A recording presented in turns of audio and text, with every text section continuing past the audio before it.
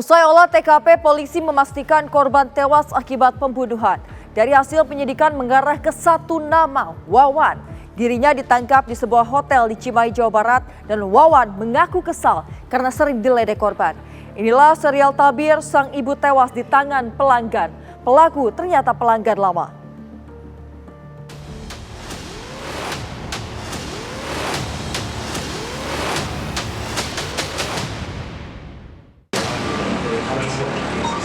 Saya masuk udah terkapar gitu dengan posisi meninggal yang nggak wajar lah. Meninggalnya jenazah tersebut diakibatkan oleh adanya kekerasan yang disengaja dan dilakukan oleh orang lain. Diam, duduk. Kamu kesalahan kamu tahu kan? Oke?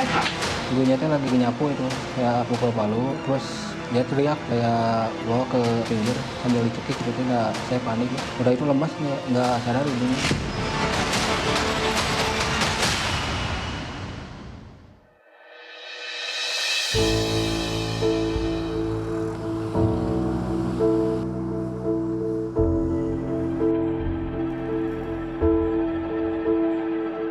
Setelah olah tempat kejadian perkara, tim Inafis dan identifikasi Polres Cimahi memastikan jika korban tewas akibat pembunuhan.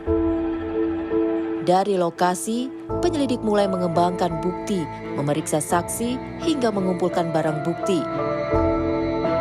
Hasilnya mengarah ke satu nama, Wawan, pria yang kerap nongkrong dan ngopi di warung korban. Ditemukan saudari TK, itu 56 tahun, itu tergeletak di dalam rumahnya dengan kondisi yang bersimbah darah. Kemudian pada saat itu otomatis dari Inafis atau identifikasi Polres melakukan olah TKP di lokasi tersebut.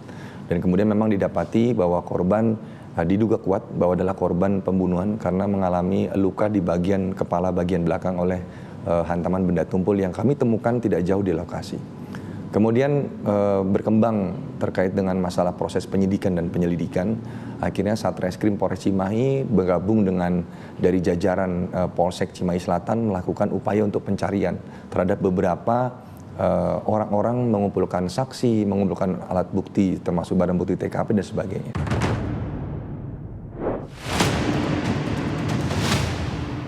Berbekal keterangan saksi dan data lapangan, polisi mengetahui jika Wawan adalah orang terakhir yang terlihat berada di sekitar warung rental PS milik korban. Penelusuran membawa polisi ke sebuah hotel di kota Cimahi, Jawa Barat.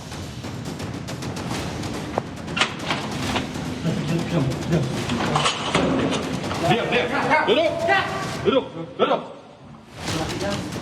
Di sana, Wawan dicokok.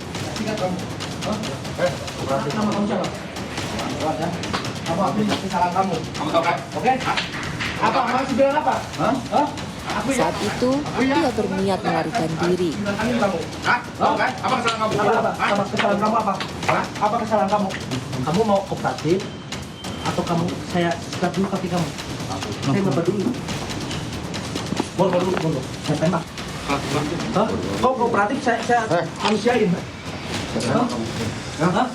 Kooperatif. Apa kesalahan kamu? Dan yang kami dapati pada saat kami mencoba mengamankan yang bersangkutan, di mana yang bersangkutan kebetulan berhasil kami amankan di salah satu hotel di kota Cimahi.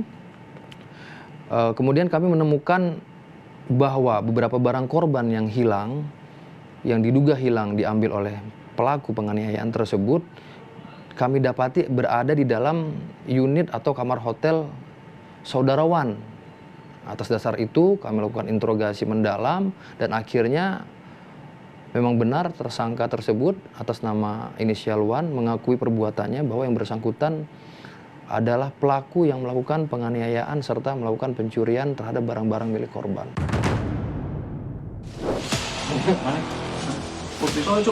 Happy birthday.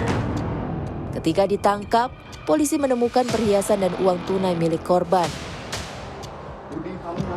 Dari pengakuan Wawan, polisi mendapati pelaku jengkel terhadap korban. Dijual 110 juta, iya? Iya, dijual 110 juta. Ia dianggap kerap menyindir pelaku.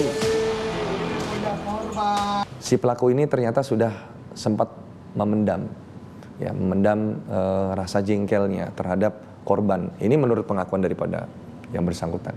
Kemudian pada saat dia akan kembali pulang, dia bayar dulu nih ngopi yang dia pesan di warung tersebut. Nah, pada saat dia pesan, dibuka dompet. Secara tidak langsung, pada saat dibuka dompet, korban itu melihat isi dompet. Ada bahasa yang diceritakan oleh korban yang menurutnya itu adalah menyakiti. Ya, tapi itu adalah karakter korban ya, memang karakter korban seperti itu. Nyampaikan bahwa udah kerja kok uangnya masih segitu.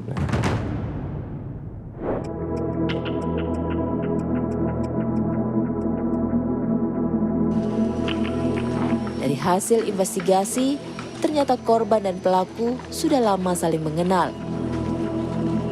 Hubungan keduanya juga sangat baik. Pelaku merupakan pelanggan lama di warung milik korban. Korban ini orang baik yang beberapa warga itu suka bantu minjemin uang. Salah satunya adalah si tersangka ini pernah minjem uang. Tetapi karena suatu hal, tersangka ini di blacklist lah. Sehingga pernah satu ketika tersangka ini meminta temannya, katakanlah si A, tolong pinjemin uang ke si Teteh bilangnya, ke korban TK. Karena saya udah nggak bisa lagi pinjam. Pelaku yang mengambil sejumlah perhiasan dan uang tunai milik korban menuai pertanyaan. Benarkah pelaku sakit hati kepada korban atau hanya dipicu merampok harta korban? Yang pasti, Wawan terancam hukuman berlapis akibat perbuatan kejinya. Terkait dengan masalah pasal yang kami terapkan, itu adalah pasal pertamanya adalah primer 340. Tadi pembunuhan berencana, subsidiarnya 339, kemudian terkait dengan lebih subsidiarnya 338, kemudian lebih subsidiarnya lagi di pasal 365 di ayat ketiga, yaitu pencurian yang dengan kekerasan yang mengakibatkan korban meninggal dunia. Itu bisa seumur hidup atau selama-lamanya bisa 15 tahun.